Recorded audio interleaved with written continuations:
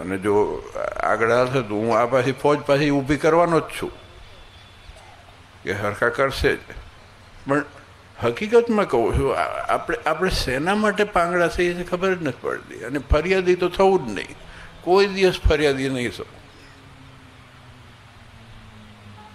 તોમતદાર થવું. તમે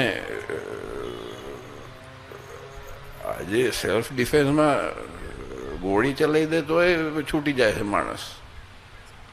આ બહુ સ્પષ્ટ વસ્તુ કહું છું. અને તકેદારી એની નથી રાખવાની, જેમ મેં પહેલાં કીધું ને એમ ટાર્ગેટ નથી, આપણે ટાર્ગેટ એને બનાવવાના છે. અને ફરિયાદ મારા પાસે આવી જોઈએ કે તમે ટીચીને આવ્યા છો અને ટીચજો, હું છૂટ આપું છું. આ યુવક મંડળ છે, યુવક મંડળને શું કરવાનું? હવે નવા છોકરાઓ જે થયા છે ને, તમારે બધા છે ને બાયો ચડાવવાની છે. હો, ભલે કસરત બસત ના કરો, ચિંતા નથી, બાયો ચડાવીને મચી જ પડો. આમાં શું થાય કે ઘણી વખતે ઓલા ધીરે ધીરે ટીચકા મારતા હોય બોર્ડર ઉપર, પછી બે જણ ઓલું બ્રહ્મોસ ફોડી નાખો ને પછી હરખું થઈ જાય, ઠામુકા ઢીલા થઈને પડી જાય.